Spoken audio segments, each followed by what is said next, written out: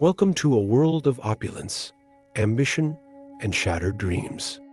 Today, we're stepping into the glittering yet haunting jazz age through F.Scott Fitzgerald's timeless novel, The Great Gatsby. Set in the roaring 1920 seconds, a time of unprecedented economic prosperity and social change in America, the story unfolds against the backdrop of the Prohibition era.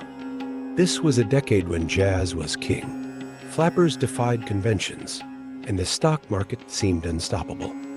Yet, beneath the sparkle of wealth and freedom, there were cracks, a sense of moral decay and disillusionment with the so-called American dream. Our narrator, Nick Carraway, is a young man from the Midwest who comes to New York in search of success. He rents a modest house in West Egg, a fictional town on Long Island. West Egg is where the new money crowd live, self-made millionaires who flaunt their wealth in the most extravagant ways. Think lavish mansions, wild parties, and plenty of champagne. But just across the bay lies East Egg, home to the old money elite. These are families who've had wealth for generations. They're more refined, or at least they like to think so.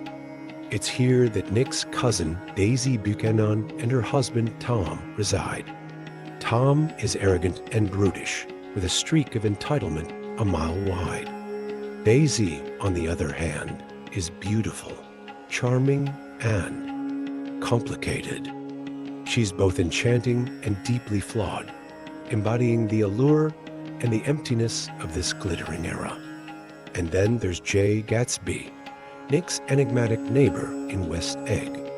Gatsby is the quintessential self-made man. He throws spectacular parties every weekend, attracting New York's brightest stars and socialites, yet he remains a mystery. Who is he? Where did his fortune come from? And why does he stand on his lawn at night, staring longingly across the bay at a green light on Daisy's dock? As Nick becomes entangled in the lives of these characters, he discovers the tangled web of lies, love, and longing that connects them. At its core, The Great Gatsby is a story about dreams, the dreams we chase, the ones we lose, and the price we pay for them. Fitzgerald's prose is lush, almost poetic, painting a vivid picture of the 1920s with all its contradictions. It's a novel that captures the thrill of excess and the sting of regret, making it as relevant today as it was nearly a century ago. Now, let's delve into a key scene that captures the heart of Gatsby's yearning and the fragility of his dream. Join me as we read from this unforgettable classic. When I came home to West Egg that night, I was afraid for a moment that my house was on fire. 2 o'clock, and the whole corner of the peninsula was blazing with light which fell unreal on the shrubbery and made thin elongating glints upon the roadside wires. Turning a corner, I saw that it was Gatsby's house, lit from tower to cellar. At first, I thought it was another party, a wild rout that had resolved itself into hide and go seek, or sardines in box, with all the house thrown open to the game. But there wasn't a sound. Only wind in the trees which blew the wires and made the lights go off and on again, as if the house had winked into the darkness. As my taxi groaned away, I saw Gatsby walking toward me across his lawn. "Your place looks like the World's Fair," I said. "Does it?" He turned his eyes toward it absently.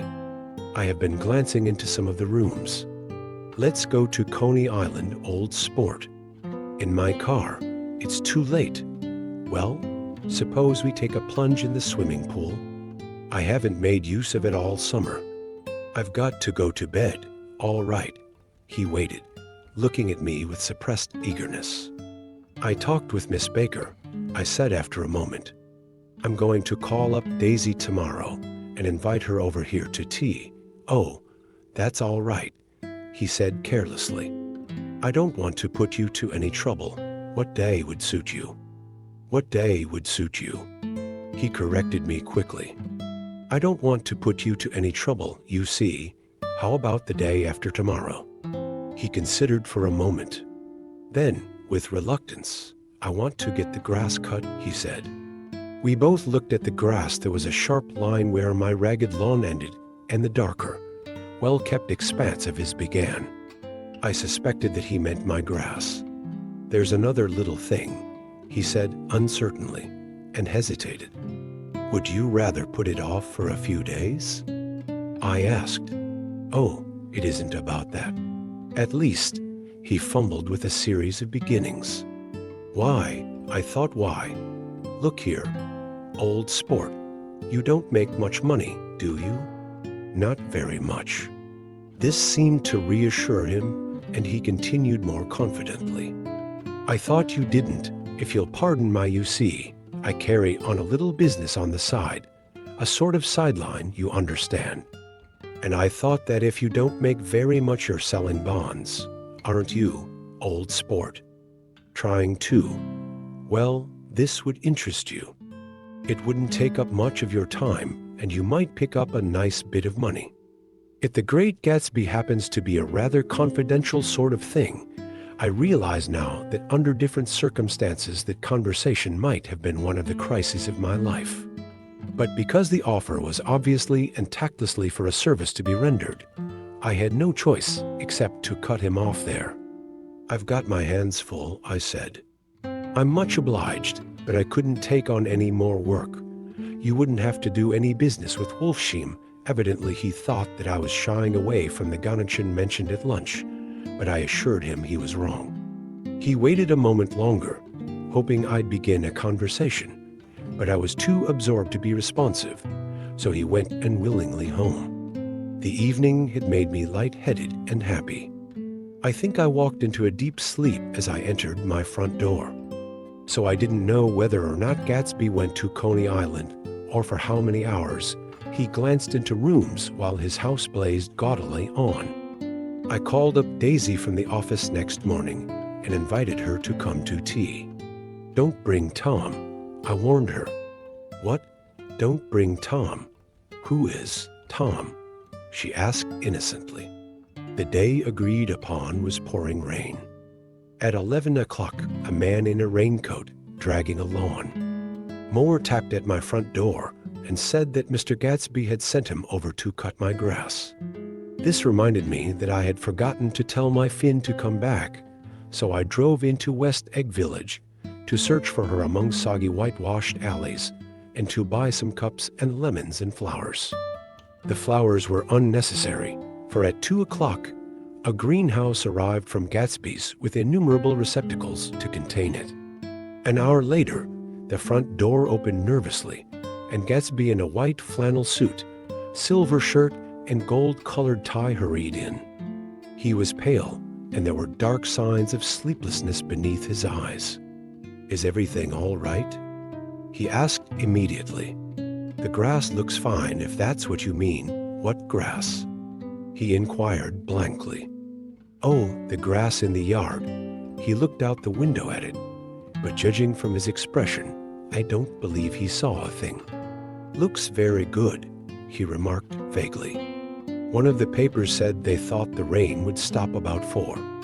I think it was the Journal. Have you got everything you need in the shape of tea?"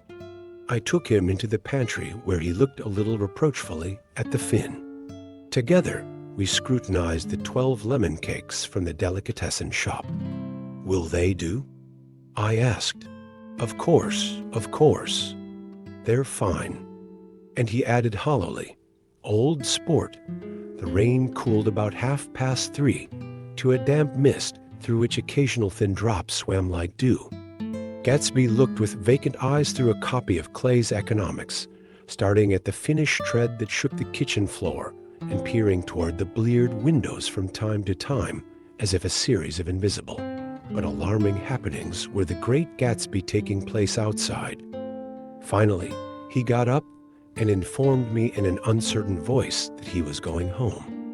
"Why's that?" "Nobody's coming to tea. It's too late." He looked at his watch as if there was some pressing demand on his time elsewhere. "I can't wait all day. Don't be silly. It's just 2 minutes to 4. He sat down miserably, as if I had pushed him, and simultaneously, there was the sound of a motor turning into my lane. We both jumped up, and a little harrowed myself, I went out into the yard. Under the dripping bare lilac trees, a large open car was coming up the drive. It stopped. Daisy's face, tipped sideways beneath a three-cornered lavender hat, looked out at me with a bright, ecstatic smile. "Is this absolutely where you live, my dearest one?" The exhilarating ripple of her voice was a wild tonic in the rain. I had to follow the sound of it for a moment, up and down, with my ear alone before any words came through. A damp streak of hair lay like a dash of blue paint across her cheek, and her hand was wet with glistening drops as I took it to help her from the car. "Are you in love with me?" she said low in my ear. "Or why did I have to come alone? That's the secret of Castle Rackrent. Tell your chauffeur to go far away and spend an hour, come back in an hour." Ferdy, then in a grave murmur, "His name is Ferdy. Does the gasoline affect his nose?" "I don't think so," she said innocently. Why, we went in. To my overwhelming surprise, the living room was deserted. "Well, that's funny," I exclaimed. "What's funny?" She turned her head as there was a light, dignified knocking at the front door. I went out and opened it. Gatsby, pale as death, with his hands plunged like weights in his coat pockets, was standing in a puddle of water, glaring tragically into my eyes. With his hands still in his coat pockets, he stalked by me into the hall, turned sharply as if he were on a wire, and disappeared into the living room. It wasn't a bit funny. Aware of the loud beating of my own heart, I pulled the door to against the increasing rain. For half a minute, there wasn't a sound. Then from the living room, I heard a sort of choking murmur and part of a laugh followed by Daisy's voice on a clear artificial note. "I certainly am awfully glad to see you again." A pause. It endured horribly. I had nothing to do in the hall, so I went into the room. Gatsby, his hands still in his pockets, was reclining against the mantelpiece in a strained counterfeit of perfect ease, even of boredom.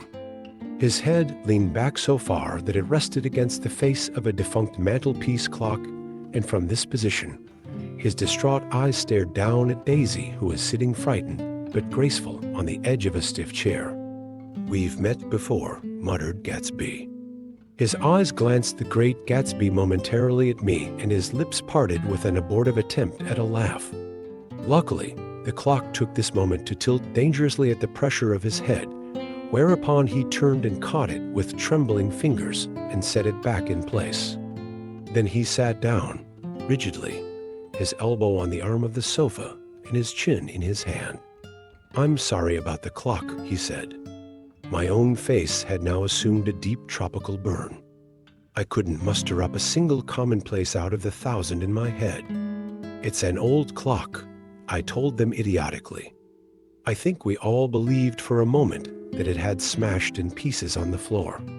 "We haven't met for many years," said Daisy, her voice as matter-of-fact as it could ever be. 5 years next November, the automatic quality of Gatsby's answer set us all back at least another minute. I had them both on their feet with a desperate suggestion that they help me make tea in the kitchen when the demoniac Finn brought it in on a tray. Amid the welcome confusion of cups and cakes, a certain physical decency established itself. Gatsby got himself into a shadow, and while Daisy and I looked conscientiously from one to the other of us with tense, unhappy eyes. However, as calmness wasn't an end in itself, I made an excuse at the first possible moment and got to my feet. "Where are you going?" demanded Gatsby in immediate alarm. "I'll be back. I've got to speak to you about something before you go." He followed me wildly into the kitchen, closed the door, and whispered, "Oh, God," in a miserable way. "What's the matter?" "This is a terrible mistake," he said, shaking his head from side to side. "A terrible, terrible mistake. You're just embarrassed, that's all." And luckily I added, "Daisy's embarrassed too. She's embarrassed." He repeated incredulously, Just as much as you are. Don't talk so loud. You're acting like a little boy, I broke out impatiently. Not only that, but you're rude. Daisy's sitting in there all alone. He raised his hand to stop my words, looked at me with unforgettable reproach, and opening the door cautiously went back into the other room. I walked out the back way just as Gatsby had, when he had made his nervous circuit of the house half an hour before, and ran for a huge black knotted tree whose massed leaves made a fabric against the rain. Once more it was pouring, and my irregular lawn, well shaved by Gatsby's gardener, abounded in small muddy swamps and prehistoric marshes. There was nothing to look at from under the tree except Gatsby's enormous house, so I stared at it, like Kant at his church steeple, for half an hour. A brewer had built it early in the period craze, a decade before, and there was a story that he'd agreed to pay 5 years' taxes on all the neighboring cottages if the owners would have the Great Gatsby their roofs thatched with straw. Perhaps their refusal took the heart out of his plan to found a family. He went into an immediate decline. His children sold his house with the black wreath still on the door. Americans, while occasionally willing to be serfs, have always been obstinate about being peasantry. After half an hour, the sun shone again, and the grocer's automobile rounded Gatsby's drive with the raw material for his servant's dinner. I felt sure he wouldn't eat a spoonful. A maid began opening the upper windows of his house, appeared momentarily in each, and leaning from a large central bay, spat meditatively into the garden. It was time I went back. While the rain continued, it had seemed like the murmur of their voices, rising and swelling a little, now and then with gusts of emotion. But in the new silence, I felt that silence had fallen within the house, too. I went in after making every possible noise in the kitchen, short of pushing over the stove, but I don't believe they heard a sound. They were sitting at either end of the couch looking at each other, as if some question had been asked or was in the air, and every vestige of embarrassment was gone. Daisy's face was smeared with tears, and when I came in, she jumped up and began wiping at it with her handkerchief before a mirror. But there was a change in Gatsby that was simply confounding. With his hands still in his coat pockets, he stalked by me into the hall, turned sharply as if he were on a wire, and disappeared into the living room. It wasn't a bit funny. Aware of the loud beating of my own heart, I pulled the door to against the increasing rain. For half a minute, there wasn't a sound. Then from the living room, I heard a sort of choking murmur and part of a laugh followed by Daisy's voice on a clear artificial note. He literally glowed. Without a word or a gesture of exultation, a new well-being radiated from him and filled the little room. "Oh, hello, old sport," he said, as if he hadn't seen me for years. I thought for a moment he was going to shake hands. "It stopped raining, has it?" When he realized what I was talking about, that there were twinkle bells of sunshine in the room, he smiled like a weatherman, like an ecstatic patron of recurrent light, and repeated the news to Daisy. "What do you think of that?" "It stopped raining. I'm glad, Jay." Her throat, full of aching, grieving beauty, told only of her unexpected joy. "I want you and Daisy to come over to my house," he said. "I'd like to show her around. You're sure you want me to come?" "Absolutely, old sport." Daisy went upstairs to wash her face too late. I thought with humiliation of my towels while Gatsby and I waited on the lawn. "My house looks well, doesn't it?" he demanded. "See how the whole front of it catches the light?" I agreed that it was splendid. "Yes." His eyes went over it. Every arched door and square tower. "It took me just 3 years to earn the money that bought it. I thought you inherited your money." "I did, old sport," he said automatically. "But I lost most of it in the big panic, the panic of the war." I think he hardly knew what he was saying, for when I asked him what business he was in, he answered, "That's my affair," before he realized that it wasn't the appropriate reply. "The Great Gatsby, oh, I've been in several things, He corrected himself. I was in the drug business, and then I was in the oil business. But I'm not in either one now. He looked at me with more attention. Do you mean you've been thinking over what I proposed the other night? Before I could answer, Daisy came out of the house, and 2 rows of brass buttons on her dress gleamed in the sunlight. That huge place there? She cried, pointing. Do you like it?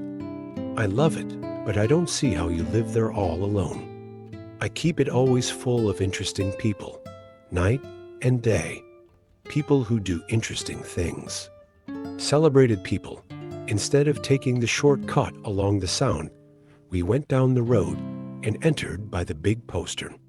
With enchanting murmurs, Daisy admired this aspect, or that of the feudal silhouette against the sky, admired the gardens, the sparkling odor of jonquils and the frothy odor of hawthorn and plum blossoms, and the pale gold odor of Kismeath Gate. It was strange to reach the marble steps and find no stir of bright dresses in and out the door, and hear no sound but bird voices in the trees. And inside, as we wandered through Marie Antoinette music rooms and restoration salons, I felt that there were guests concealed behind every couch and table, under orders to be breathlessly silent until we had passed through. As Gatsby closed the door of the Merton College Library, I could have sworn I heard the owl-eyed man break into ghostly laughter. We went upstairs, through period bedrooms swathed in rose and lavender silk and vivid with new flowers, through dressing rooms and pool rooms, and bathrooms with sunken baths intruding into one chamber where a disheveled man in pajamas was doing liver exercises on the floor. It was Mr. Klipspringer, the boarder. I had seen him wandering hungrily about the beach that morning. Finally, we came to Gatsby's own apartment, a bedroom and a bath and an Adam study, where we sat down and drank a glass of some chartreuse he took from a cupboard in the wall.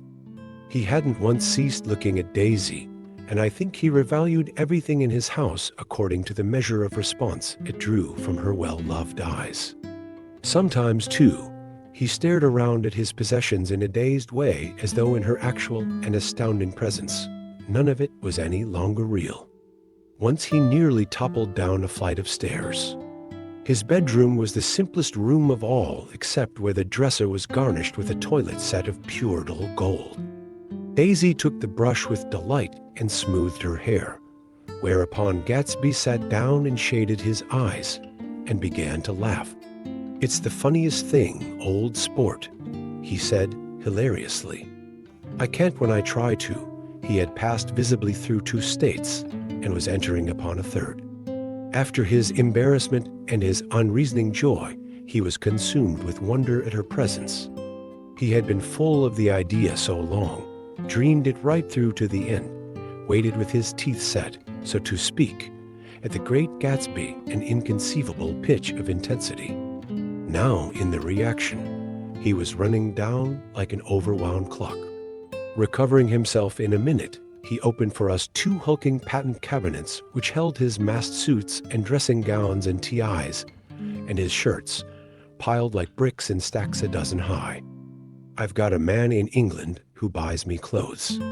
He sends over a selection of things at the beginning of each season. Spring and fall, he took out a pile of shirts and began throwing them, one by one, before us. Shirts of sheer linen and thick silk and fine flannel, which lost their folds as they fell and covered the table in many-colored disarray. While we admired, he brought more, and the soft rich heap mounted higher. Shirts with stripes and scrolls and plaids in coral and apple green and lavender and faint orange with monograms of Indian blue. Suddenly, with a strange sound, Daisy bent her head into the shirts and began to cry stormily. "They're such beautiful shirts," she sobbed, her voice muffled in the thick folds. "It makes me sad because I've never seen such beautiful shirts before." That's it for now for this chapter. It's one of the most iconic moments of the novel, showing the depth of Gatsby's obsession and the awkwardness of rekindling a past romance after so much time. It's full of emotional tension, vulnerability, and even some unexpectedly humorous moments. I hope you got a glimpse of this timeless novel, famous and widely known. But if you're not quite ready to dive into the book just yet, maybe feeling like you're missing out, but need a bit more motivation, like, comment, and subscribe to my channel for a full reading of it.